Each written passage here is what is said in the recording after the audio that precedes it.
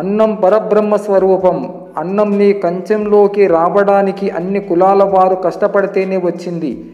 నీ మనసులో కులమత భేదాలు ఉంటే మెతుకు కూడా ముట్టుకునే హక్కు నీకు లేదు మిత్రమా. నేను చిన్నప్పుడు అనుకున్నా నాకు అందరూ ఉన్నారని, పెరుగుతున్నప్పుడు అనుకున్నా అందరూ దూరమైతే నేనుండలేనని, ఇప్పుడిప్పుడే తెలుస్తుంది చివరిదాకా నాకు నేనే తోడని. మనం కేవలం విజయాల నుండి పైకి రాలేము, మనకు వచ్చే అపజయాల నుండి కూడా ఎదగడం నేర్చుకోవాలి. అడుగునున్న ఆకు రాలిపోయినప్పుడు పై ఉన్న ఆకు నవ్వకూడదు, ఎందుకంటే రేపటి వంతు తనదే అని మరవవద్దు. మనిషి జీవితంలో కూడా అలాగే జరుగుతుందని తెలుసుకోవాలి. మనం మోసేది బరువు అనుకుంటే దింపేయాలనిపిస్తుంది, మన బాధ్యత అనుకుంటే మోయాలనిపిస్తుంది. ఒకరి కోసం నీ వ్యక్తిత్వాన్ని ఎప్పుడు మార్చుకోకు. సింహం కూడా తన స్వభావాన్ని వదిలి పిల్లిగా మారితే కుక్కలు కూడా వెంటబడి కరుస్తాయి.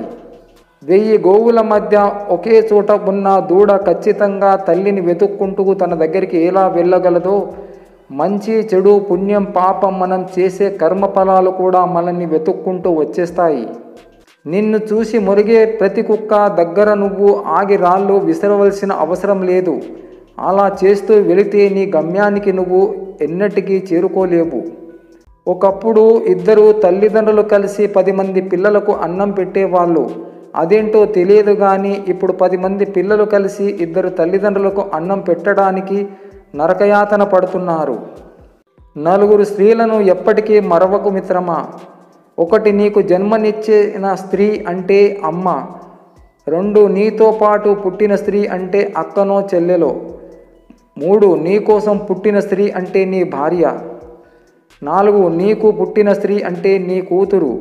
ఈ 4 స్త్రీలను సంతోషంగా ఉండేటట్లు చూస్తే నీ పుట్టుక సార్థకమవుతుంది. కొడుకు కూతురు 2 సమానమే. కొడుకు ఎక్కువ కాదు, కూతురు తక్కువ కాదు. కొడుకు బాధ్యతలు పంచుకుంటే కూతురు అనురాగం పంచుతుంది. కాలం కొందరిని దగ్గర చేస్తుంది, మరికొందరిని దూరం చేస్తుంది. కానీ కొందరి పరిచయం మరిచిపోయేలా చేస్తుంది. ప్రేమతో చేరదీస్తే క్రూర మృగాలు కూడా ఎంతో కొంత ప్రేమను పంచుతాయి.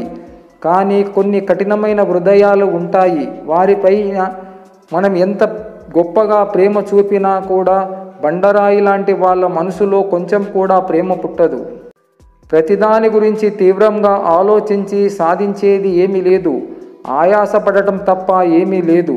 ప్రశాంతంగా ఉండడం, ప్రశాంతంగా ఆలోచించడం మొదలుపెట్టండి. ఆరోగ్యంగా శక్తివంతంగా ఉంటారు. మనం చేసే సాయం చిన్నదా పెద్దదా అని ఎప్పుడూ ఆలోచించవద్దు. ఒక్కసారి చిన్న సాయం కూడా ప్రాణాలను కాపాడే పెద్ద ఆధారం అవుతుంది. మనకు కాలం కలిసి రానప్పుడు చెయ్యని తప్పుకు కూడా నింద పడవలసి వస్తుంది.